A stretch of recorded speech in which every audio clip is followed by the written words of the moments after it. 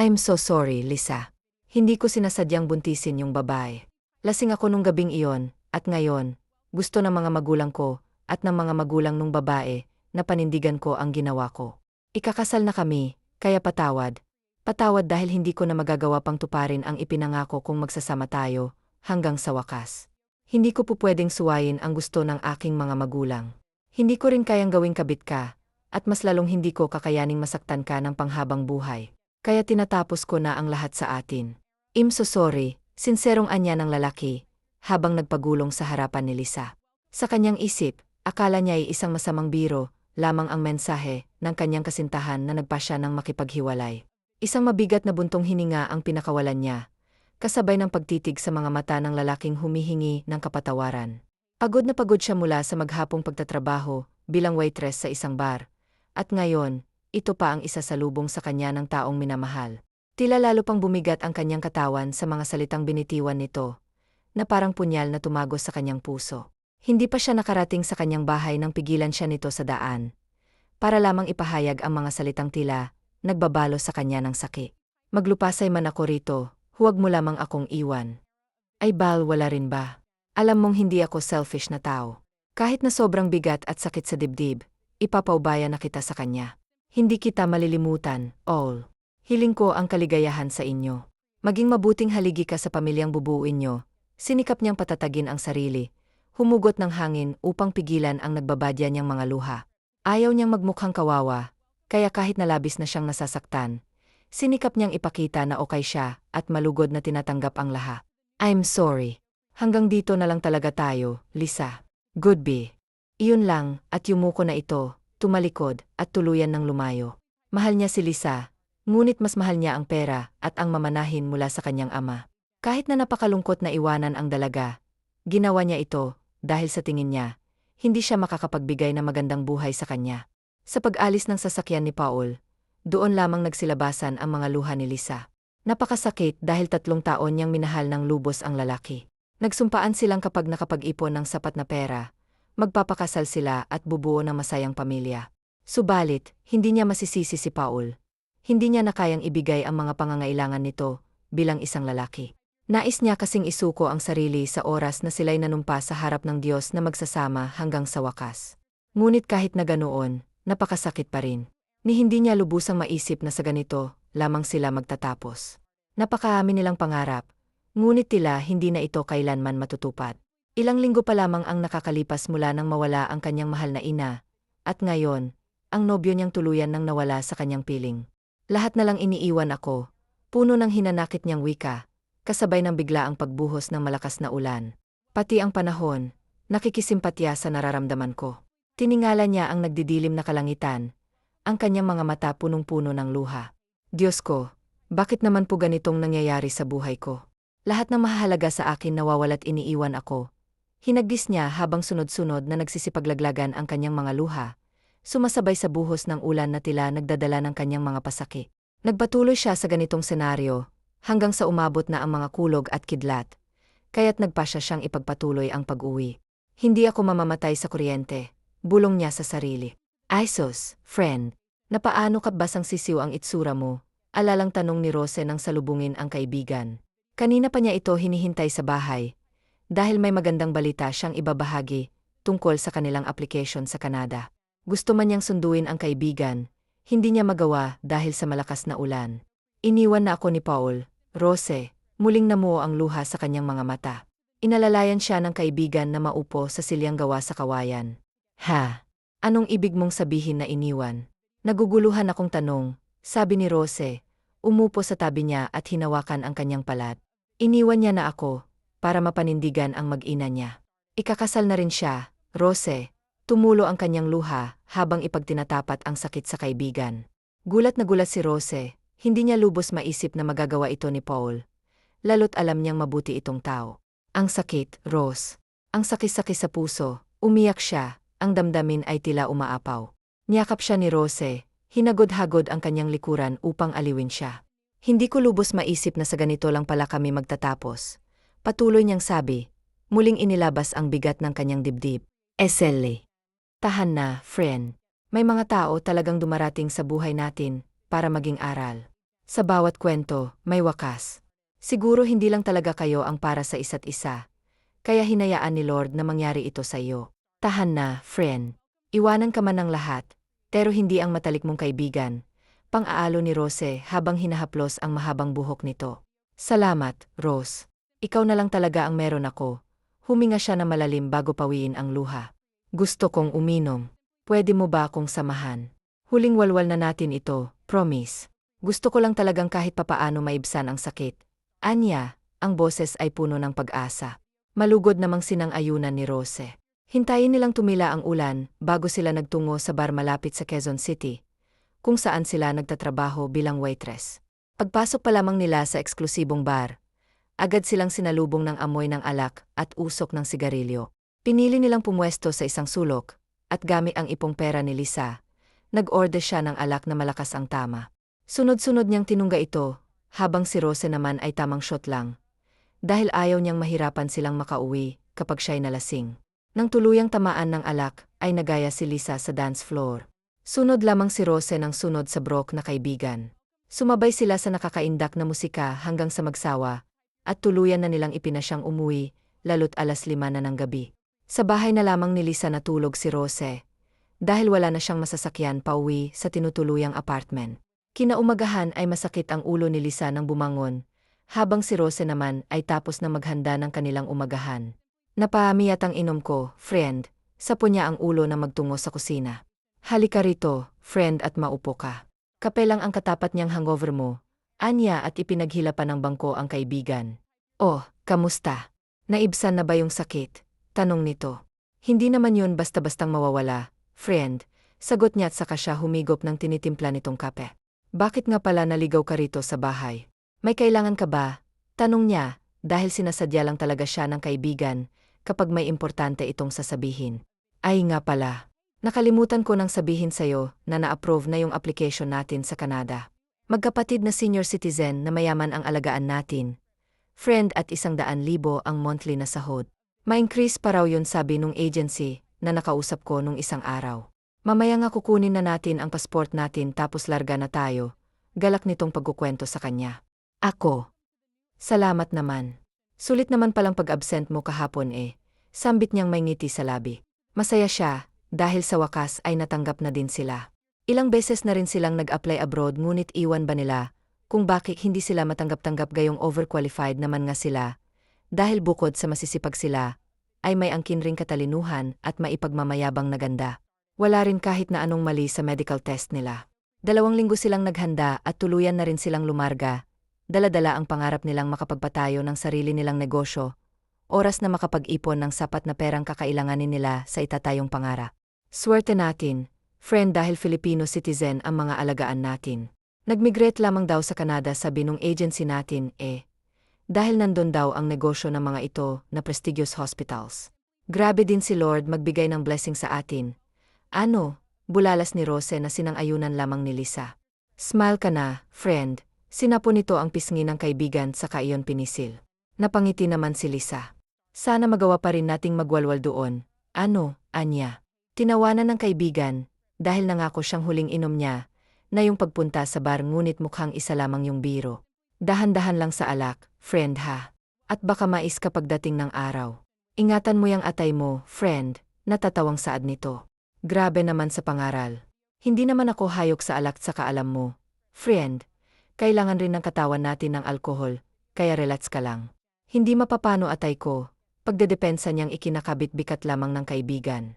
Matulog na lang muna tayo, para naman may lakas tayo, pagharap natin sa malamig na klima ng Canada. Suhesyon nito agad namang sinangayunan ni Lisa, dahil inaantok na rin siya. Bandang hapon na sila lumapag. Hindi naman sila nahirapan, dahil merong sumalubong sa kanila na social na van. Halata mo talagang mayaman ang amo natin. Mahina ang bulong ni Rose. Nga. Ganitong-ganito yung mga nakikita ko sa sokm na sinasakyan ng mga artista Pagsang-ayon naman niya sa mas mahinang himik. Nag-apiran pa silang dalawa, habang panay ang pangako, na magkakaroon pa rin sila ng oras na magbonding at magsyikahan. Tumigil ang sasakyan sa magkatabing malaking bahay. Laglag parehas ang panga ng dalawa, dahil sa labis na pagkamangha. Paano yan? Maghihiwalay na tayo, freno pagdadrama nitong. Tinawanan lamang niya sabay batok rito. dahil magkatabi lang naman ang bahay ng mga amo nila. Ang UA mo, friend. Magkatabi lang kaya yung bahay ng pinagtatrabahuhan natin, kaya magkikita pa rin tayo. Saka magkakaisaan niya rito na napapakamot sa ulo na binatukan niya. Sorry naman, Anya, saka yumakap sa kaibigan. Let's go. Doña Josephine is waiting for you. Bulalas ng lalaking sumundo sa kanila, kaya't kumalas na sila sa yakap ng isa't isa at tuluyan ang nagpaalam. Nilingon pa niya ang kaibigang papasok na rin sa kabilang bahay. Kumaway ito sa kanya at ganon din siya, bago tuluyang pumasok. Wow, bulalas niya, dahil sa sobrang ganda ng loob ng kabahayan. Maliligaw pa yata ako sa bahay na to mahina niyang sabi habang sumusunod sa lalaki. Nahinto lamang siya sa pagsunod ng pumasok na sa isang silid yung Engleserong lalaki. Your helper is already here, Doña Josefina. Pagbibigay alam nito sa nakahigang matandang babae. Bumangon naman agad ang Doña, pagkatapos ay dahan-dahan nitong kinuha ang tungkod. Good afternoon po, Doña Josefina. Ako nga pala si Lisa del Rosario. Pagbibigay galang at pagbibigay niya ng sariling impormasyon, sabay siyang nagbaba ng tingin. Napaka-formal mo naman, iha. Malambing ang boses na saad nito na nagpataas ng tingin ng dalaga, dahil ang buong akala niya English-speaking ang sosyaling matanda. Iwan mo muna kami, baling nito sa lalaking naghatid sa dalaga. Yumuko muna ito sa matandang amo, bago tuluyang umalis. Siya nga pala ang bodyguard ko, iha. Ang pangalan niya ay John, pagpapakilala nito sa lalaking umalis. Katango-tango naman ang dalaga. Maupo muna tayo, nito at agad inalalayan ni Lisa na siyang ikinangiti naman na matandang babae. Salamat, iha. Wala pong anuman, Lola, may ngiti sa labing tugon niya rito. Natutuwa po ako, Lola, dahil hindi kayo gumagamit ng Ingles. Kinakabahan po ako kanina, dahil hindi po ako kagalingan sa pag-Ingles. Walang pag-aalin lang ang salaysay niya sa matanda. Ewan niya bang ngunit hindi niya mapigilang maging madaldal, at maging open sa matandang amo, gayong ito pa lamang ang unang araw niya rito. Natutuwa rin naman ako, Sao, iha. Matagal-tagal na rin mula nang merong kumausap sa akin ng ganito. Busi kasi ang kaisa-isa kong anak pati na ang apo ko sa mga ospital na pinamamahalaan nila. Hay, napabuntong hininga ito. Makikita mo talaga sa mukha na matanda ang kalungkutan. Huwag na po kayong malungkot, Lola, dahil magmula po ngayon palagi ka nang may makakasama at makakakwentuhan. Inabot niya ang kulubot na palad nito, saka iyon pinisil na marahan. Smile ka na, Lola Josephine, masuyo niyang wika rito. Josephine na, iha, at hindi Josefina, pagtatama nito sa kanya. Napapakamot naman siya ng ulo. Sorry po, hingi niya rito ng dispensa na agad namang kinangitian na matanda. May kailangan po ba kayo, Lola? Tanong niya, dahil baka may nais ito at nalilimot lang dahil sa pagkukwentuhan nila. Wala pa naman, iha. Hindi mo naman kailangang mag-alala, dahil ang tanging trabaho mo lamang ay ang samahan ako. Mamaya pa naman ang hapunan natin, kaya't magkwentuhan na muna tayo. Malawak ang pagkakangiti nito, habang titig na titig sa mukha ng dalaga, dahil gustong-gusto niya ang natural at Pilipinang-Pilipina nitong ganda. May nobyo ka na ba, iha? Bigla nitong tanong dahil curious itong malaman ang tungkol sa personal na buhay ng kauna-unahan niyang helper. Wala na ho, Lola. Iniwan na ho ako, dahil nakabuntis po ng ibang babae. Matapat niyang pag-amin rito na ikinalungkot naman ang mukha nito. Naku, Lola, huwag ho kayong malungkot dahil okay lang naman po ako. Tanggap ko na po na hindi talaga kaming para sa isa't isa. Mabilis niyang sabi, dahil kitang-kita niya ang awa nito para sa kanya. Nakikita ko pa rin ang sakit sa mga mata mo. Iha, kahit na sinasabi mo yang ang ayos ka lang, saad nitong ikinatahimik niya. Malalim na pagbuntong hininga ang kanyang pinakawalan bago ngumiti. Masakit po, Lola, opo. Ngunit tinanggap ko na po Sadyang hindi lang talaga kami ang itinadhana para sa isa't isa. Sa ngayon po, magfo-focus na lang muna ako sa pag-aalaga sa inyo, Lola. Pangarap po kasi namin ang kaibigan kong si Rose, na makapagpatayo kami ng sarili naming salon. Tapos po kami ng cosmetology sa sekundarya at pangarap rin po talaga namin kumukutingting ng mga kuko, mukha, buhok at saka iba pa. Magiliw niyang pagkukwento rito. Pwede mo bang kutingtingin ang buhok at mukha ko? Iha, abay. Naman po, magiliw niyang tugon rito. Sandali lang po, Lola ha, at kukunin ko sa maleta ko yung mga gamit ko.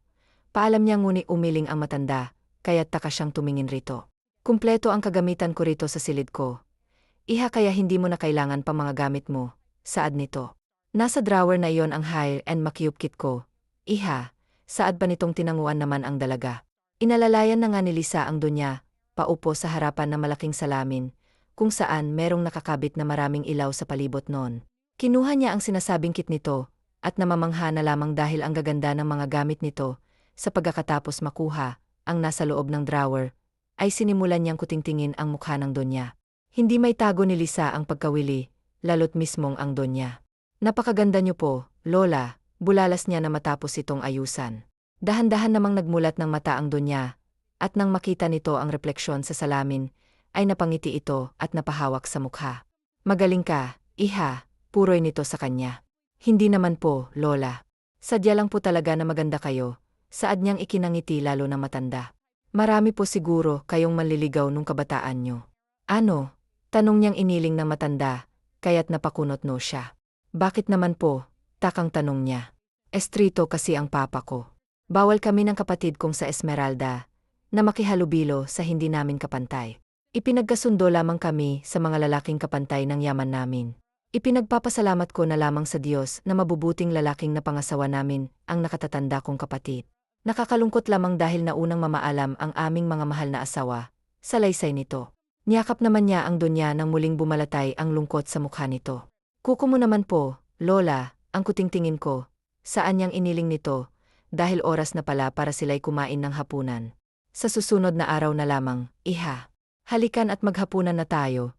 Saad nito at saka dahan-dahang tumayo na agad namang inalalayan ng dalaga. Sabay na ngang lumabas ang silid ng dalawa. Maingat ang pag-aalalay na ginagawa ni Lisa. Dahil hindi niya na naising mapasama ang matanda lalo't medyo, mahina na rin ito. Hindi na nito kayang maglakad ng tuwid, lalo na at kapag walang tungkod nitong gawa sa matibay na kahoy. Darating ba sila Fernando at Khalil? Tanong ng Donya sa isang kasambahay pagkaupo nito sa hapag. Ang tinutukoy nito ay ang anak at ang apo. Hindi po, Donya. Tumawag po si Senyor Fernando kanina at pinapasabi po na sa labas na lamang po, raw sila kakain ni Senyorito Khalil kasama ang kasosyo nila sa negosyo. Sagot ng Pilipina ring babae. Napabuntong hininga naman ang matandang babae. Kahit kailan talaga puro na lamang sila negosyo. Iling-iling nitong wika, bago balingan ang dalagang nakagaanan pa nito ng loob. Halika, iha at samahan at sabayan mo akong kumain. Paanyaya nitong malugod namang pinaunlakan ni Lisa, dahil kanina pang nagwawala ang mga alaga niya sa tiyan. Lahat po ba nang naninilbihan dito sa inyo, Lola, ang mga Pinoy, usisa niya habang puno ng pagkain ng bibi. Natawanan naman ang matanda sa kanya. Iha, mas gusto ko kasing kasama't kahalubilo mga kababayan natin. Tugon nitong ikintango-tango niya. Kaya po pala hindi na kami pinag-ingatan, lamang ng matanda. Ipinagpatuloy nila ang pagkain nang hindi natitigil sa pagkukwentuhan. Matapos nilang kumain ay inalalayan na niya ang Donya, pabalik sa silid nito. At doon ay pinainom ito ng ilang gamot na kailangan nitong inumin ngayong gabi.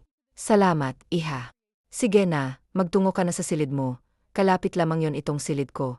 Anitong tinanguan naman ng dalaga. Yumakap muna si Lisa sa matandang amo, bago niya ito nilagyan ng kumo. Good night po, Lola. Anya rito na tinugon naman ito pabalik. Tuluyan din niyang tinungo ang sinasabing silid. Wow! Ang laki ng kwarto ko. Parang kakasya na ritong 1-0 tao sa sobrang laki ah. Bulalas niya pagkapasok sa silid.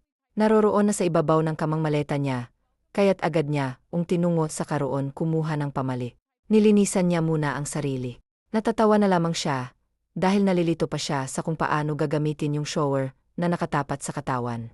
Matapos maglinis ang sarili, ay nakahiga na siya sa kama, at siyang nagpagulong-gulong roon, dahil sa sobrang lambot. Mabango rin ito, kaya't hindi niya namalayang hinihila na pala siya ng antok. Kinabukasan, matapos siyang maghilamos at magsipilyo, ay agad na siyang pumasok sa silid ng matanda. Good morning po, Lola, masigla niyang bati rito. Magandang umaga rin sa'yo, iha, bati nito sa kanya. May problema po ba kayo, Lola? Usisa niya, dahil tipid lamang ang ngiting ibinibigay nito sa kanya. Tila ba matamlay rin ito? Wala naman, iha. Nalulungkot lang ako, dahil hindi man lang umuwi rito ang anak at apo ko, para magpaalam sa akin na uwi sila ng Pilipinas, para doon ay magtayo ng isa na namang ospital. Ewan ko ba sa mag-amang yon kung bakit hindi pa nakukontento sa ilang ospital na itinayo nila sa iba't ibang panig ng mundo, saad nitong napapailing pa. Ipinatong naman ni Lisa ang kanyang palad sa likod ng matanda, saka ito hinaplos ng marahan. Hayaan niyo po, Lola, malambing niyang pagpapagaan sa loob nito. Nag-agahan na po ba kayo? Tanong niya na lamang na agad namang iniling ng Donya. Kumain na po tayo, Lola. Tapos imamanage ko na po kayo pagkatapos nating kumain. Anyang ikinangiti ng matandang amo. Mabuti na lamang talaga at narito kat nakakasama ko. Dahil kung hindi sigurado, napakalungkot ko na naman. Palagi niyo na po ako makakasama, Lola. Hindi ko po kayo iwanan, pangako po yan. Pagbibitaw niya rito ng pangako, na sinisigurado niyang matutupad, lalo't wala naman siyang uwian sa Pilipinas.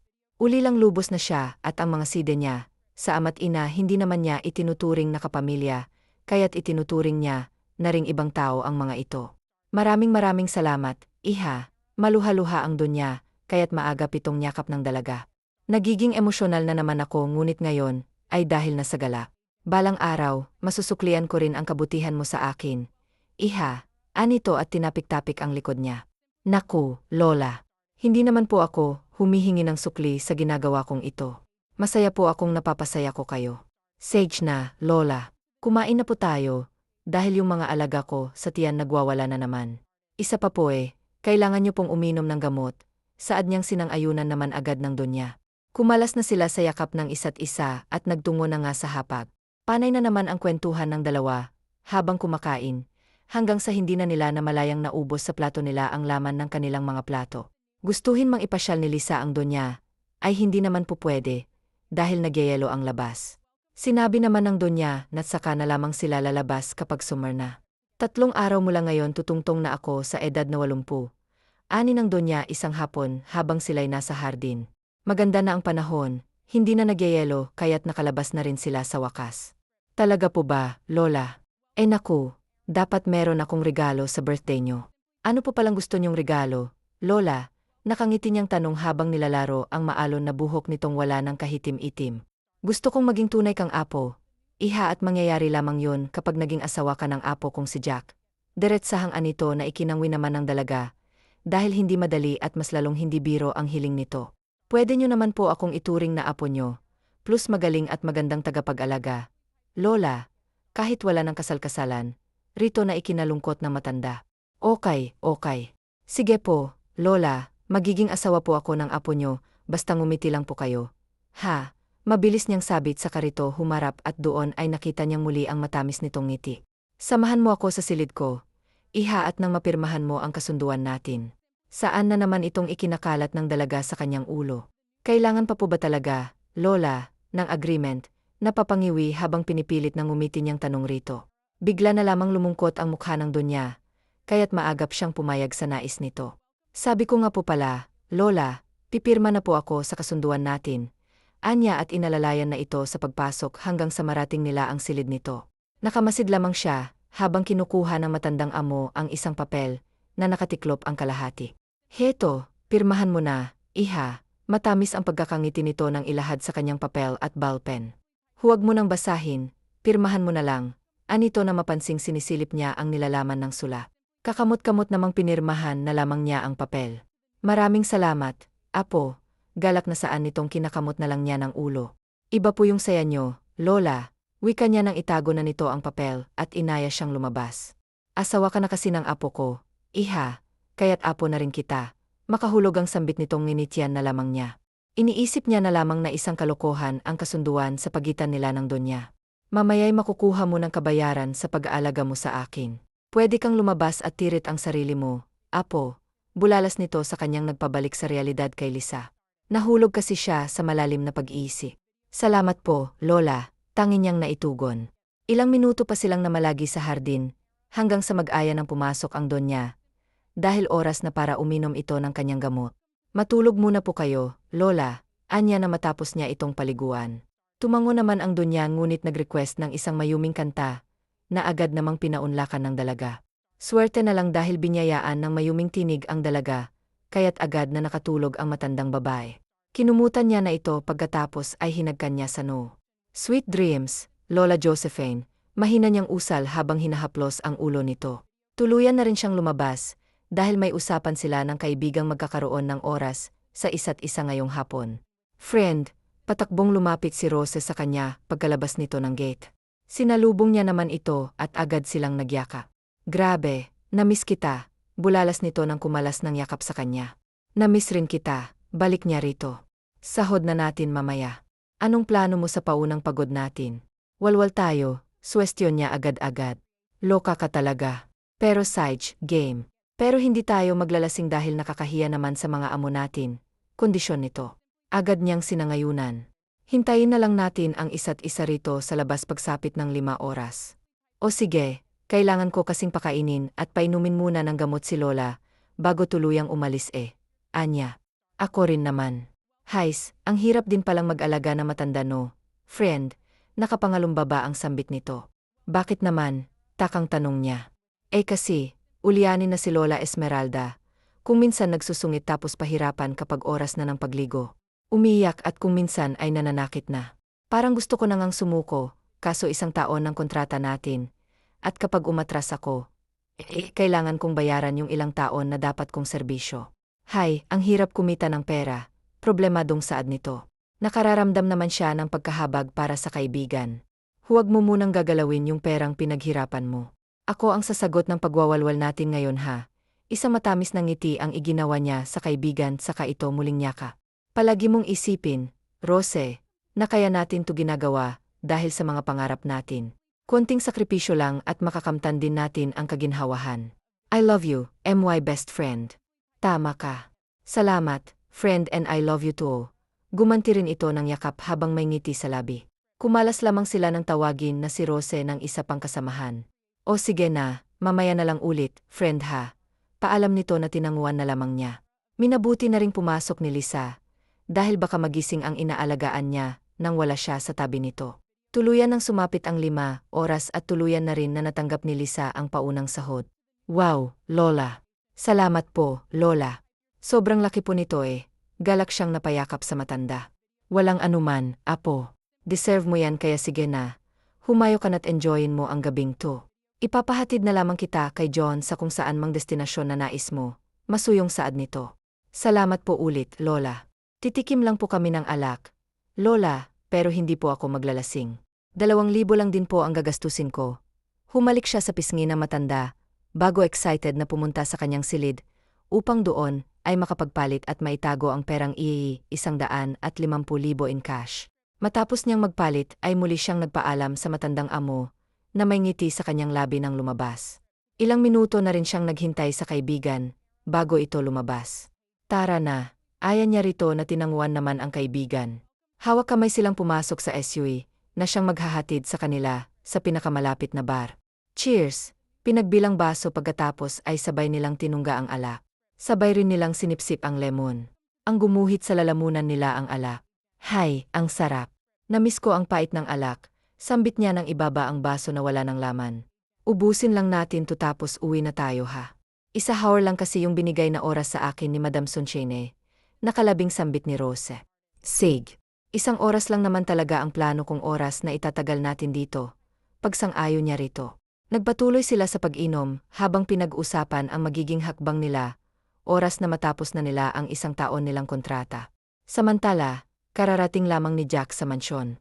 Hindi niya kasama ang ama, dahil may mga kailangan pa itong asikasuhin sa Pilipinas. Pinauna lamang siya ng ama, dahil kailangan niyang asikasuhin ang darating na kaarawan ng abuela. Good evening, Grandma, bungad niya agad pagpasok sa silid ng abuela. Umaliwalas naman ang mukha na matanda, at agad na bumangon, upang salubungin ang kanyang mahal na apo. Kanina ka pa ba apo? Makikita mo talaga ang tuwa sa mukha ng donya. Kadarating ko lang po, sagot niya at sa kanilinga ang paligid. I thought may helper ka na. Where is she?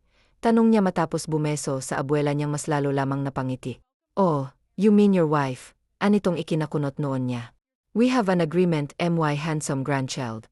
I finally found the perfect woman for you. She's very pretty and kind apo. Sunod-sunod na wika nitong mas lalo lamang ikinakunot ng kanyang no. But grandma, our agreement was just a joke. Medyo tumaas ang boses niya, kaya't nasapon ng abuela niyang dibdib na ikinaalarma niya. Oh, I'm sorry, grandma. Nabigla lamang po ako. Maagap siyang kumuha ng tubig na nasa gilid ng mesa katabi ng hinihigaan nito, at agad yung pinainom sa matanda. Kung ayaw mong merong masamang mangyari sa akin, dahil sa katigasan at pagiging suwail mo sa akin, pipirmahan mo ang contract marriage na pinirmahan na ni Lisa.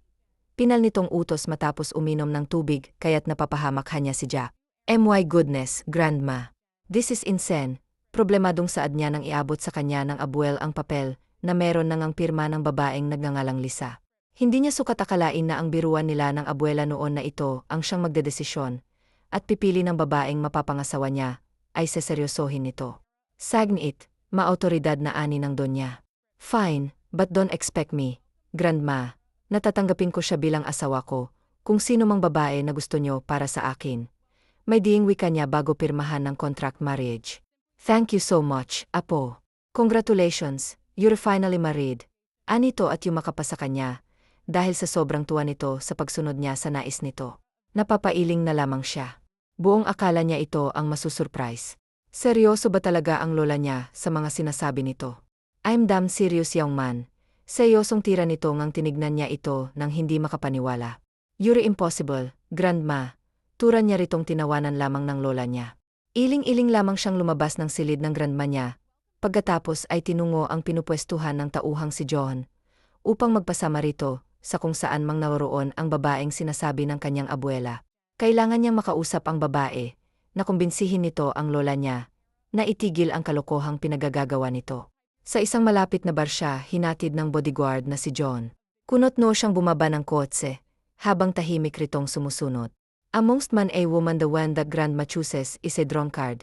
Dismayado at may dain niyang wika nang huminto sila sa tapat ng dalawang babae na panay ang tungga. Tumikim siya, kaya't nabaling sa kanyang atensyon ng dalawa. Lisa among you. Walang emosyon niyang tanong sa dalawa. Nangunot naman ang noon ni Lisa sa estrangherong lalaki na nagtatanong kung sino ba siya ngunit agad rin naman siyang nagpakilala ng may ngisi sa labi sa pag-aakalang natipuhan siya ng Canadian lalaki. Me, myself and I. Itinaas niya pa ang isang kamay nang sagutin ang tanong ng hindi kilalang lalaki na tila NBA player sa sobrang tangkad nito. Nang tuluyan pagkatapos ay pabagsak na naupo sa gilid ng kanyang kama.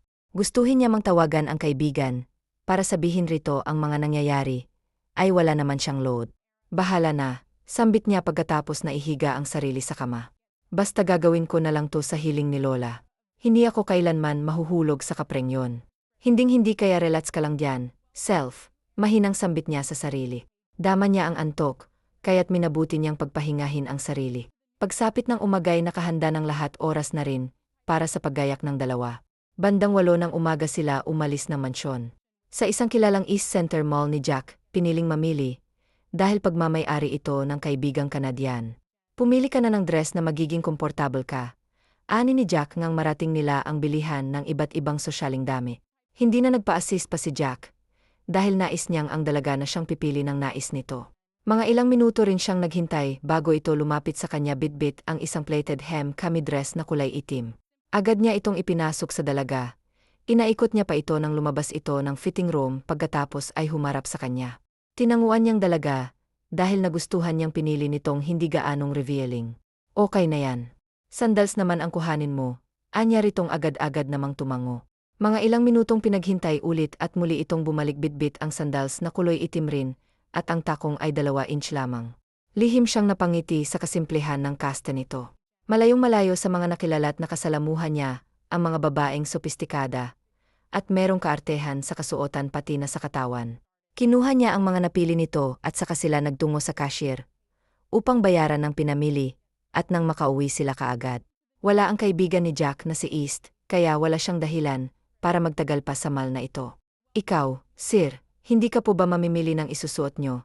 Inosenteng tanong niya habang binabayaran na nito ang kasuotang napili niya. Iling lamang ang itinugon nito sa kanya, kaya tumango-tango na lamang siya at hindi na muli pang nag-usisa. Let's eat first bago tayo umuwi. Diretso lamang ang kanyang tingin sa kalsada habang nagmamaniho. May Filipino food po ba dito, sir? Curious niyang tanong dahil na-miss niya na ang pagkaing Pinoy. Hindi naman kasi siya pamil sa mga inihahain sa mansyon, at kung papipiliin siya ay mas masarap pa rin para sa kanya ang mga pagkain at lutong Pinoy. Meron pero may kalayuan, tipid nitong tugo na ikinahon niya. Kita naman ni Kill sa peripheral vision niya ang paghaba ng uso nito, kaya't hindi na siya umimik at tinahak na lamang ang daan patungo sa kain ng nais nitong puntahan. Pinoy foodie, basa niya sa nakabalandrang pangalan ng kainang hinintuan nila. Thank you, Sir Kill. Malaki ang ngiti niya na binalingan niya ito. Buong akala niya, hindi siya nito pagbibigyan ngunit nagkamali siya. Excited siyang bumaba sa kotse nito at agad-agad na pumasok sa kainan. Good morning, madlang pupil. Masigla niyang bati sa mga kababayang crew ng kainang pinasukan. Ngumiti naman ang mga ito sa kanya, at bumati rin pabalik. Adobo nga po, saka kaldereta. Samahan niyo na rin po ng sisig, dahil ililibre ako ng kasama kong afam. Sunod-sunod niyang sabi sa babaeng inililista ang order niya. Plus fried chicken na rin po pala, ate pahabol niya pa. Kakasya ba sa maliit na tiyan ang lahat ng inorder mo? Kabayan, may ngiti sa labing tanong sa kanya ng waitress. Kabayan, malaking imbakan ko kaya huwag mo akong indahin.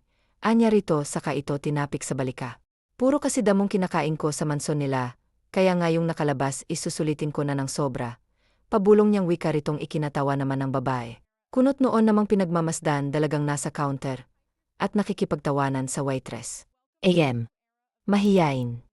MYS, iling-iling niyang wika, dahil sa sinabi nitong mahiyain nito ngunit heto ngayon, at kung sino-sinong kinakausap, habang panay ngiti na kulang na lang ay mapunit ang labing nito. Iling-iling niya na lamang na ibinaling ang atensyon sa cellphone, dahil mukhang matatagalan pa ito sa pakikipagkwentuhan. Maya-maya pa'y lumapit na sa kanya ang dalaga bitbit ng sandamukal na pagkaing in-order nito. Maang nitong tinignan ngunit ngiti, lamang ibinalik sa kanya ng dalaga. Saan mo ilalagay ang lahat ng pagkain tugayong isa kang turo na patpatin? Hindi makapaniwala ang tanong niya nang simulan na itong lantakan na manok. Saan pa ba edi sa tiyan sir ikaw naman talaga sir? O common sense, puno ang bibig niyang sagot rito. Napahilamos naman sa mukha ang binata sa kapilosopohan ng kahara. Hindi niya na lamang ito tinanong at inabala pa, dahil baka masira lamang nito ang maganda niyang mood. Grabe tao ka pa balaglagan pang ang tanong niya rito, nang walang kahirap-hirap nitong naubos ang lahat ng inorder na pagkain. Dumighay muna siya bago sumago. Ngayon lang kasi ulit ako nakapaglayag, ganun talaga. Salamat nga po pala sa libre niyong to Nabusog po talaga ako ng sobra, ngiting tura niya rito. Baka gusto mo pa ng dessert. Ay sige po, sir. Hindi po ako tumatanggi sa grasya. Mabilis niyang tugo na ikinalaki na lamang ng mga mata ng binata. Grabe ka. Mamumulubi yung magiging asawa mo sa sobrang takaw mo. Iling-iling niyang saad rito na ikinangiti naman ni Lisa. Hindi mamumulubi ang asawa ko, dahil nuknukan siya ng yaman. Sir, biro niya rin dito na ikinsimangot lamang ng gwapong binata. Napangiti siya, dahil sa naging reaksyon nito. Ang kite mong maasar, sir. Asarin kaya kita lalo, para maging kute ka palagi. Pagpapatuloy niya sa pang-Alaska rito ngunit tinaliman nito ng pasimpleng tingin, kaya't itinikom niya na lamang ang bibig at baka bugahan siya nito na nagbabaga nitong apoy. Binawi niya na lamang rito ang sinabing gusto niya, pamagdahil hindi nakakayanin pa ng iba niyang punong-puno na. Mag-take out kaya tayo, sir para may pasalubong tayo kay Lola. Suwestyon niya ngunit umiling lamang ito. Pero bakit naman hindi pwede, sir? Dahil hindi kumakain ng mga ganyan si Grandma. Mga pagkaing walang halong kimikal lang ang kinakain ni Grandma, kaya nga malakas pa rin siya ngayon. Kahit na magnegatibo, 80 na siya. Mahinahong paliwanag niya na ikintango-tango naman ang dalaga. Umuwi na tayo, anyang sinangayunan naman ito agad. Paalam lang munang dalaga sa mga kababayan, bago sila tuluyang umalis sa kainang pinasukan. I thought mahiyain ka, basag niya sa katahimikan habang binabaybay nilang daan pauwi. Mahiyain po ako. I don't think so. Kanina lahat ng tauhan sa Pinoy Foodie ay pinapansin at kinakausap mo. Sambit niyang paminsan-minsan itong tinatapunan ng tingin. Mga kababayan ko naman po kasi sila kaya po ako nakikipagkwento. Pagrarason niya, kahit ang totoo'y wala siyang kahiya-hiya sa katawan. Sinabi niya lamang ritong mahiyain siya. Dahil hindi niya nais na ipakilala siya ng mga ito, sa madlalalo pat hindi niya kapantay ang mga ito. Hindi niya kayang makipagsosyalan at mas lalong hindi niya kayang makipagsabayan sa mga mayayaman, dahil para sa kanya iisa lamang siyang dukha. Kapag hindi ko nakumbinsi si Grandma na huwag ka nang ipakilala sa lahat, ay umaakto ka na lamang na normal. Hindi mo kailangang pigilin ang sarili mo. Magpakatotoo ka lang. Payo niya, dahil hindi niya sigurado kung mapapapayag nga ba ang abuela na huwag nang ianunsyo ang pagiging mag-asawa nila. Okay lang po ba talaga sa inyo, Sir Kalel? Hindi po kaya may tao tayong masasagasaan, lalo't napakapogi niyo po sak na maraming babaeng lihim, kayong hinahangaan. O hindi kayo'y minamahal? Curious niyang tanong dahil hindi niya nakikita sa mga mata nito ang pagtutol. Hindi ito okay sa akin, Lisa, pero dahil mahalaga at mahal ko si Grandma, ay hindi ko nasusuwayin at kwestiyonin pa ang nais niya. Kaligayahan ni Grandma ang makitang nakatalina ako sa babaeng gusto niya, kaya ko rin tinanggap na ng buo ang setup nating to. Gagawan ko na lang ng paraan ang divorce papers natin, kapag tapos na ang kontrata mo rito sa Canada. Hiling ko lang sana essay na huwag kang mahuhulog sa akin. Dahil hindi kita magagawa at makakaya na mahalin pabalik. Masasaktan ka lang kaya pinapaalalahan na nakita ngayon pa lang. Prang kanyang sambit, habang diretso lamang ang kanyang tingin sa daan. Tila ba kinurot ang puso ni Lisa sa mga tinuran sa kanya ng binata. Naalala niya na naman ang dating nobyo. Hindi naman talaga ako kamahal-mahalan, ng kanyang isip saka siya nagbaba ng tingin. Tanging-tango lamang ang itinugon niya sa lahat ng sinabi nito. Ibinaling niya rin ang tingin sa labas ng bintana ng sasakyan, hanggang sa marating na nila ng tuluyan ang mansyon. Iwinaksi niya na lamang sa isipan ang kirot na nararamdaman, dahil oras na naman ng trabaho. Hindi niya nais na mahalata ng donya, na may gumugulo sa isipan niya. Sinikap niyang pasiglahin ang sarili, upang mahawaan ng matanda. Sunod lamang siya ng sunod sa mga ibinibilin sa kanya ni Jack. "Are you okay, Lisa?" Tanong ni Jack nang mapagsolo sila ng dalaga sa salas, hating gabi na ngunit hindi pa rin sila dinadalaw ng antok, kahit napagod sila sa maghapong paghanda, dahil bukas na ang grandeng kaarawan ng donya. Naman po, pilit ng ngiti ang ibinigay niya rito nang tumabi ito sa kanya. Napabuntong hininga naman ang binata, dahil batid niyang pilit lamang ang ngiting na upskill sa labi ng dalaga. "Alam kong dahil to sa napag-usapan natin, nung nakaang araw, kaya ka nagkakaganyan. I'm sorry, Lisa, but I'm just being honest to you. Ayoko lang na meron akong taong masasaktan, kaya kita pinrangka." Ginagap niya ang palad nito, upang ang parating ritong sinsero siya sa paghingi ng dispensa rito. Agad namang binawi ni Elo ang palad, dahil sa kuryenteng nadaman na magdaop ang kanilang mga kamay. "Naintindihan ko po, Sir Kalel, hindi nyo naman po sa akin kailangang magpaliwanag." Dumistansya siya rito, kaya't narinig niya ang buntong hininga nito. "Hindi ako masamang tao, Lisa. I just don't want you to get hurt someday. Bukas na ang araw ng pagpapakilala sa atin. You don't need to say or explain anything dahil ako ang siyang magbibigay ng speech. Manatili ka lang sa tabi ko, and please act like you're my real wife." Tinapik niya na marahan ang braso nito, bago siya tuluyang tumayo. "Matulog na tayo." Aya niya rito sa kanya, kinuhang palad nito't hinila, patungo sa kani-kanilang silid. "Matulog ka na, okay? Huwag ka nang masyadong mag-isip ng kung ano-ano." Masuyo niyang sambit rito nang maihatid niya ito sa inupang silid. Tumango lamang sa kanyang dalaga, kaya't hinapos niya na lamang ito sa buhok, bago tumungo na rin sa sariling silid. Napahawak naman sa kanyang dibdib si Lisa tila, ba nakikipagkaera na naman ang puso niya sa sobrang bilis ng pintig noon. Masama ito Hindi pwedeng mahulog ako sa kanya, lalo't isa lamang kasunduan ang lahat ng nangyayari sa pagitan naming dalawa. Ani niya sa sarili nang tuluyang maisara ang pintuan ng kanyang kwarto. "Umayos ka, Lisa. Ginagawa niya lang ito para mapasaya niyo si Lola. Huwag kang marupok kung ayaw mong masaktan uli sa pangalawang pagkakataon." Pangaral niya sa sarili, habang dahan-dahang humahakbang patungo sa kanyang higaan. Napabuntong hininga pa siya nang mabaling ang kanyang atensyon sa dress na nakasabi. Sa isang iglap, "Misis na agad ako." Matamlay niyang sambit bago tuluyang ibagsak ang katawang pagod na sa malambot niyang higaan. Madali naman siyang dinalaw ng antok, dahil sa pagod niyang katawan. Kinabukasan ay naghahanda na ang lahat ng tao sa mansyon. Naghihintay na rin ang maglola sa pagdating ni Emma Ronaldo de Silva, habang ang dalaga ay kabadong-kabado na at hindi maipintang namumutla ang mukha. Minsan na kasing napanood ni Lisa ang ama ni Jack sa tea. Strikto ito at mukhang masungi.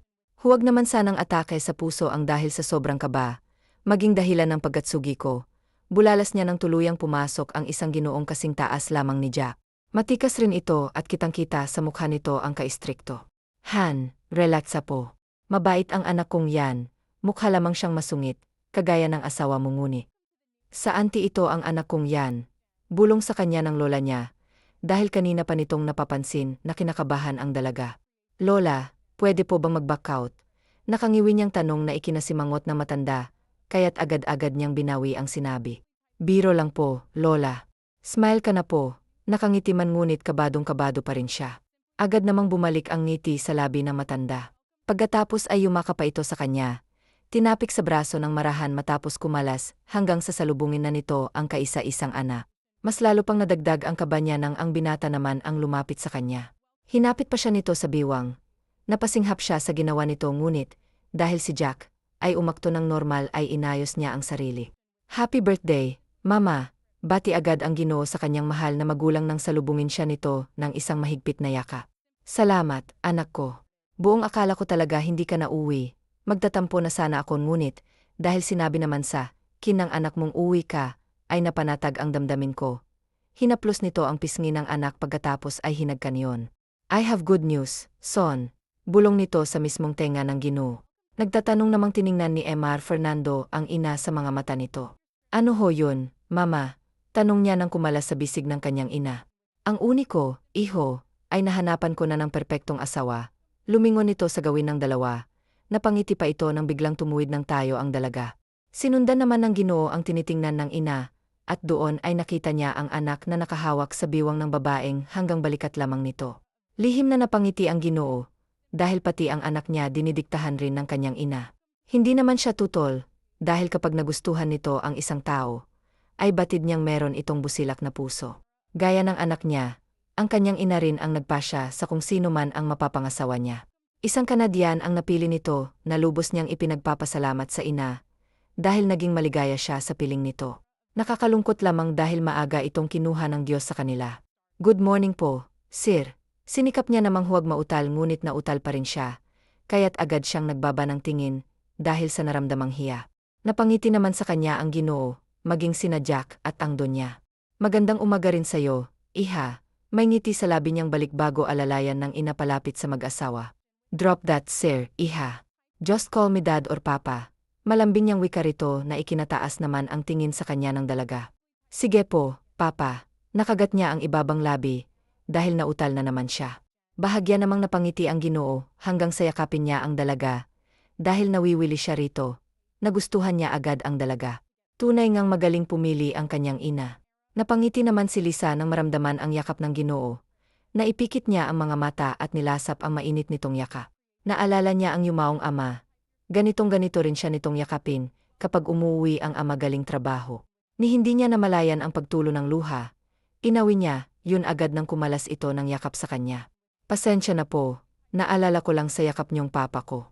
Ang sarap po sa pakiramdam na muling mayakap ng mahigpit ng isang ama. Matapat niyang sambit rito na ikinangiti naman ng tatlo. Hinaplos ng Ginoo ang kanyang buhok, pagkatapos ay niyakap din naman siya ng kanyang asawa. Naging maramdamin siya, dahil muli niyang naramdaman ang presensya ng pamilya sa katauhan ng, kung tutuusin ay mga amo niya. Nag-aya na ang Donya na kumain na sila ng agahan, bago mag-ayos ng kani-kanilang mga sarili. Sa hapag ay panay ang tanong ng Ginoo sa buhay ng dalaga, habang si Jack ay himik lamang na nakikinig. Lahat ay naikwento ni Lisa. Wala siyang nilaktawan, kahit na ang nangyari sa kanila ni Paul, ay isinaad niya sa mga ito. Tuluyang dumating ang oras ng selebrasyon. Nasa mansyon na rin ang kapatid ng Donya, na siyang inaalagaan ni Rose kasama ang anak at apong nitong babae. Hindi magawang mag-usap na magkaibigan, dahil hindi nagpapaiwan si Doña Esmeralda kay Rose kaya tamang sulyap na lamang sila ng kaibigan. Gayon nga ay ipinakikilala na sa lahat, masaya si Rose sa kaibigan. Walang halong biro ngunit atat na siyang malaman kung papaanong naging napakadali at kung papaanong naging asawa ito ng isang busnestekoon na binata. Nagugutom ka na ba? Tanong ni Jack nang makababa sila sa stage.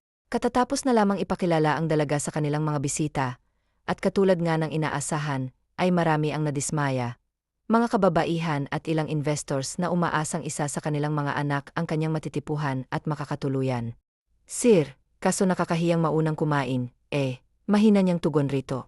Pwede bang doon na lang sa loob lumamon? Hirit niyang ikinangiti nito ngunit tumango rin ng kalaunan. Samahan na kita. Hinawakan niya ang palad nito. Pinagsalikop niya, yun at inakay na ito patungong kusina. Babalik pa po ba tayo, sir doon? Usisa niya habang naglalagay ng pagkain sa pinggan niya. Yes, pero kung hindi mo na gustong makihalubilo sa kanila, pwede ka namang dumito na lang tayo. Sagot nito pagkatapos ay naupo na rin sa tabi ng dalaga. Pwede mo ba akong subuan? Anya nang simulan na nitong kumain. Nasamid naman ang dalaga sa sinabi ng binata, kaya't agad-agad siya nitong binigyan ng tubig. Dahan-dahan lang kasi sa pagkain. Marami pa kaya hindi mo kailangang bilisan, dahil hindi ka naman maubusan. May ngiti sa labing tura niya rito, habang hinahagod ito sa likod. Gusto niyang matawa, dahil batid niyang dahil sa sinabi niya, kaya ito nasamid ngunit pinipigilan niya, lalo't namumula na ito. May nangchichismis siguro sa akin kaya ako nasamid. Palusot niya na tinawanan lamang ng bahagya ng binata. Sa tawa nito, para bang biglang tumigil ang paggalaw ng paligid, ang puso niya ay malakas na namang pumipintik. Napalunok siya't muling uminom ng tubig. I'm hungry too, Hon. Feed me, please. Masuyong anito na ikinainit lalo ng pisngi niya. Kanina naman sabi nito na hindi ito nagugutom ngunit ngayoy gutom na ito kung kailan kumakain na siya. Pakiramdam niya ay naparalisa siya ng kabigin nito ang biwang niya, palapit dito, kaya't halos isang dangkal na lamang ang distansya ng kanilang mga mukha. Sunod-sunod siyang napalunok nang hindi sinasadyang masulyapan ang namumula nitong labi, na animoy inaanyayahan siyang hagkaniyon. Do you want me to kiss you? My wife. Bulong nito sa tenga, kaya't ang buhok sa buo niyang katawan ay nagsitayuan. Para na rin siyang atakihin sa sobrang lakas ng pagtibok ng puso niya. Sir Kill, pigil niya rito nang akmang hahalikan na siya nito. Nagtatanong naman siya nitong tiningnan sa kanyang mga mata, kaya't itinuro niya ang entrada, kung saan nakatayo roon ang isang malamodelong babaeng luhaan. Lumingon naman si Jack ang itinuturo ng asawa niya, ngunit agad ring binawi ang tingin, at walang pasabing inangkin ang labi ng dalagang napapasinghap na lamang sa kapangahasang kanyang ginagawa. Kinabig pa niya lalo ang asawa, kaya't magkadikit na ang kanilang mga katawan. Smack lang sana ang nais niyang gawin rito ngunit iwan ba niya sa sarili niya? Dahil naadik siya sa tamis at lambot ng labi nito. Inilagay niya ang isang kamay sa batok nito, upang mas mapalalim niya panghalik na kanilang pinagsasaluhan. Nanginginig ang labi nito at batid niyang dahil yun sa kaba. Gusto niyang higitan pa ang pagsasaluhan nilang halik ngunit hindi pa ito ang tamang oras, kaya't unti-unti niyang pinakawalan ang labi nito. Pinagdikit niya ang kanilang mga noo. Ikiniskis niya rin ang ilong sa ilong nito, pagkatapos ay hinagkan niya din pati na ang magkabilang pisngi nito. Totohanin na lang natin ang lahat, wife. I'm starting to like you. No, I'm starting to fall in love with you. Pareho nating mahal at gustong mapasaya si Lola, kaya sundin na lang natin ang bukal sa mga puso natin ng kontratang pareho, nating pinirmahan. Ginagap niya ang magkabilang palad nito, saka, yun marahang pinisil-pisil. Pero sabi mo hindi ka mahuhulog sa akin. Sabi mo hindi kita pwedeng mahalin. Paano yung babaeng luhaan kanina na nakatingin sa atin? Sunod-sunod niyang tanong ng initian naman ni Jack, kaya napasimangot siya. Binabawi ko na yung sinabi kong bawal kang mahulog sa akin. Pwedeng-pwede mo na akong mahalin, wife. Saka yung babae kanina, isa lamang sa mga babaeng despeyadang naghahabol sa akin. Pasensya na lang sila, dahil tuluyan nang nagwagi ang isang ebli sa puso kong pihikan. Housewife material kasi ang kailangan ko, hindi bedmate. Nakuha na ng overseas ni Lola ang puso ko, kaya wala ka nang kawala sa akin. Masuyo at maingat sa tuwit v. Y. Elfin bien, sa Lisiene Tetm Ducucho on Ienting Philippines kabien. Natawa siya dahil siya pa itong unang nahulog, gayong siya itong may sabing bawal ang ma-in-love. Hindi mo talaga maaaring diktahan ang puso at isipan mo. Sadya lang talagang mahusay pumana ng palaso si Cupido, dahil sapol na sapol siya nito. Kung ayain ba kitang magpakasal ng totoo, papayag ka ba? Tanong niya habang nakatitig sa mga mata nito. Pwede kumain muna, tanong rin ni Nong, ikinatawa niya. Pinisil niya ang magkabilang pisngi nito, dahil sa nadaramang panggigigil rito. Yes po, pwedeng-pwede, pero subuan mo ako ha, paglalambing niya rito. Napamaang na lang talaga ang dalaga sa mga nangyayari. Ngunit kahit na nadadalian ay alam niya sa sariling masaya siya. Dahil hindi niya man aminin, ay may puwang na rin ito sa puso niya. Ipinagpatuloy niya ang pagkain at sinunod ang request ng binata na subuan niya ito. Wala man silang kaalam-alam na lihim silang pinanonood ng donya, at kinikilig pa habang hinahampas ang braso ng anak na natutuwa rin, dahil mukhang makamit na rin ang hinahangad na apo nito. Tapos na ang granding kaawan ng donya, at ngayon nga ay nasa hardin na ang dalawa. Malalim ng gabi, kaya't silang dalawa na lamang ang nasa labas. Isinandal ni Jack ang kanyang ulo sa balikat ni Eloa. Ginagap niya rin ang palad nitong hinagkan na magaan. Eloa, mahina niyang tawag. Po, naroroon na naman ang kaba sa kanyang dibdib. Hindi na natahimik ang puso niya magmula ng hagkan at magtapat ito sa kanya. Natawa naman si Jack, dahil ginawa siya nitong matanda sa pagsagot nito sa kanya ng po. I'm waiting for your answer, maikli sa labi niyang tanong. Saka siya umayos ng upo, dahil nais niyang pagmasdan ang maamo at inosente nitong mukha. Sagot po. Saan? Naging aligaga ang mga mata niya, dahil para na naman siyang hinihipnotismo ng abuhing mga mata nito. Alam niya naman ang ibig nitong sabihin. Ngunit hindi niya lang talaga alam kung ano ang tama't dapat na sabihin. Magiging impokrita siya kung itatanggi niyang hindi niya ito gusto. Gusto mo rin ba ako, Eloisa?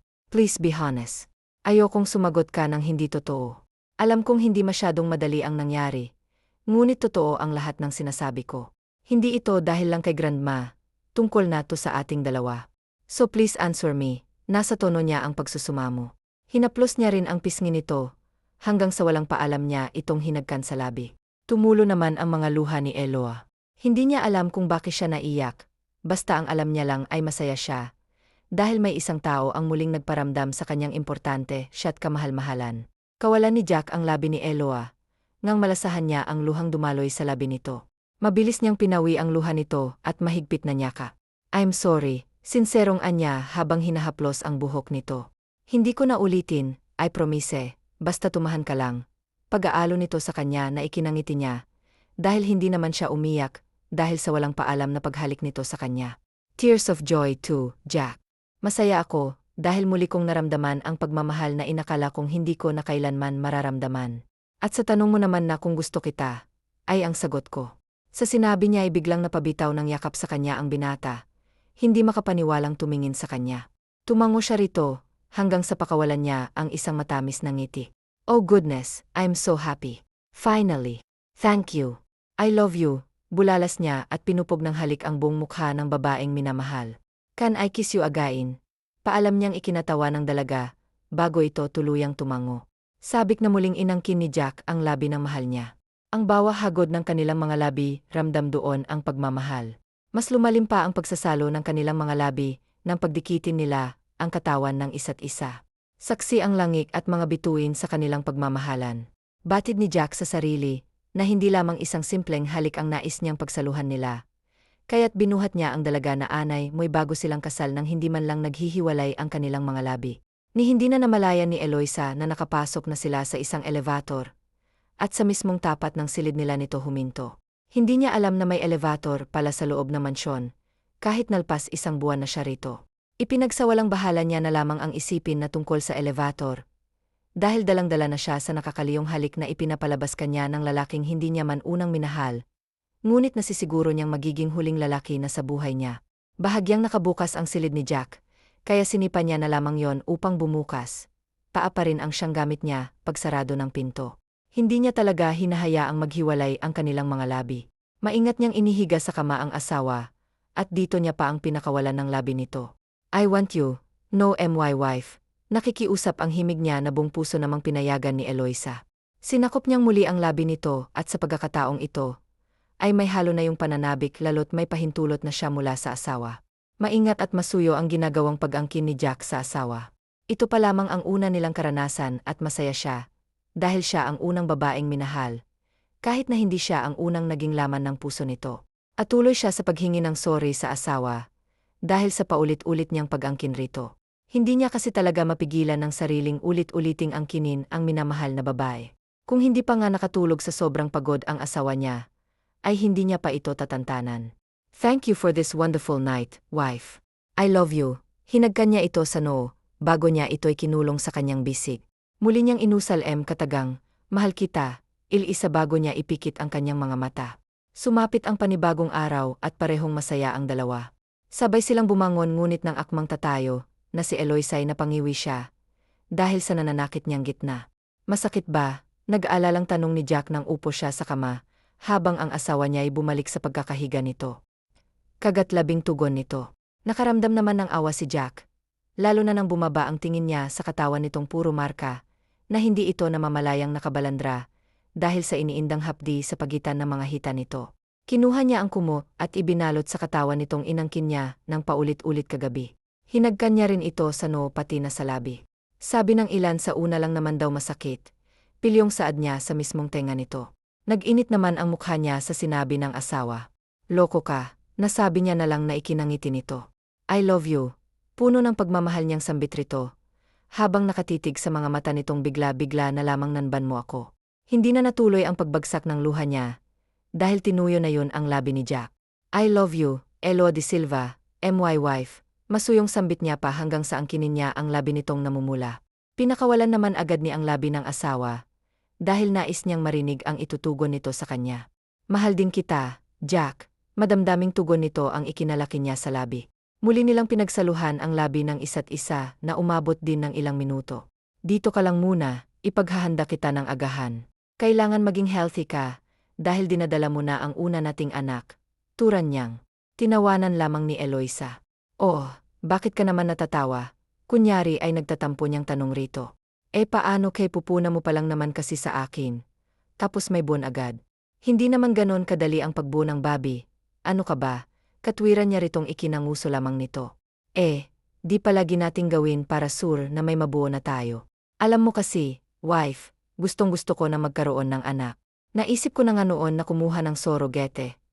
Dahil hindi ko nakikita ang sarili ko na magkakaroon ng asawa. Maging sila grandma at daddy ay gusto na ring magkaroon ng apo mula sa akin. Makakabuo tayo, Jack. Call me honey, nalil nagtatampong utos niya rito na ikinangiti naman ni Eloisa. Okay, honey, makakabuo rin po tayo. Sa ngayon ituloy mo na ang paghahanda ng pagkain down sa baba. Dahil nagugutom na po ako. Kinuha lahat ng lakas ko kaya hindi ako makakilos na maayos. Anya rito. Agad namang tumayo si Jack. Habang ang labi nito ay tila mapupunit na sa laki ng pagkakangiti nito. Nakakabaklaman ngunit hindi niya itinatangging kinilig siya sa pagtawag nito ng honey sa kanya. Hinagkan pang muli ni Jack ang noon ni Eloisa bago niya ito iniwan sa kanyang silid. Pagdating niya sa baba ay nasa hapag na ang Abela at ama niya kaya sinabi niya rito ang mga nangyari sa pagitan nilang mag-asawa. Kaya naman ang Abela niya, tuwang-tuwa at agad na naghanda ng engrandeng kasal na agad niya namang tinanggihan. Dahil nais niyang maging simple yet elegant tipong sila lang magpapamilya lamang at ilan sa malalapit na kaibigan nila ang dadalo sa espesyal na araw ng kanilang buhay. Kami nang bahala ng ama mo sa lahat-lahat apo, balikan mo na lamang ang asawa mo't siguruhing mahihintay na akong apo kita ni Jack ang kislap sa mga mata ng abuela, masayang talaga ito at ganun din ang ama niya. Humalik muna siya sa pisngi ng abuela, bago dalhin ang inihanda niyang pagkain, para sa asawa. Kasama na ang gamot na makakatulong upang agad na mapawi ang pananakit ng buong katawan nito, partikular ang winasak niyang hiyas. Pagbalik niya sa silid ay tulog na ang kanyang asawa. Inilapag niya muna sa ibabaw ng center table ang dala niyang pagkain, sa kanya ito dinaluhan. Hinaplos niya ng marahan ang pisngi nito na siyang ikinamatay nitong mapupungay na kagat niya ang ibabang labi. Dahil natetempt na naman siyang angkin nito, ngunit batid niyang nasobrahan na niya ito.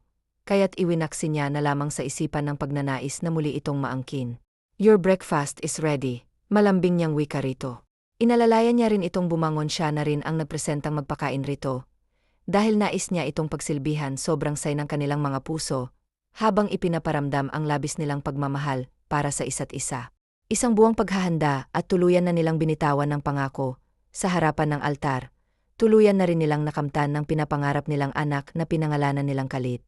Sa pagsapit ng ika-isang taon ng kanilang anak, ay muli silang nakatanggap ng biyaya galing sa taas, isang anghel, na babaeng pinangalanan naman nilang CLY Ellis, walang pagsidlan ng sayang kanilang nararamdaman ng muli nilang mahawakan, at mahagkan ang pangalawang bunga ng kanilang wagas na pagmamahalan. Inakala nilang hanggang dalawa lamang ang magiging anak nila. Dahil nagtitigan ng pil si Eloa, ngunit nagkamali sila, dahil muli silang binayayaan ng supling na lalaki. Lumalabas na nakalimot ng uminom si Lisa ng isang beses, kaya't nang minsan silang mag-isa ng asawa, ay tuloy nakamtan na rin ni Rose ang tunay na pagmamahal sa piling ng kaibigan ni Jack, na si East Mayon na ring anak ang mga ito, at kasalukuyang hinihintay ang susunod na junior ni East. Wakas. Eloisa del Rosario, Lisa del Rosario Primo, Paul Jenny, Rose Doña Josephine Khalil, Jack Fernando de Silva, Ronaldo de Silva Justin, John Doña Esmeralda.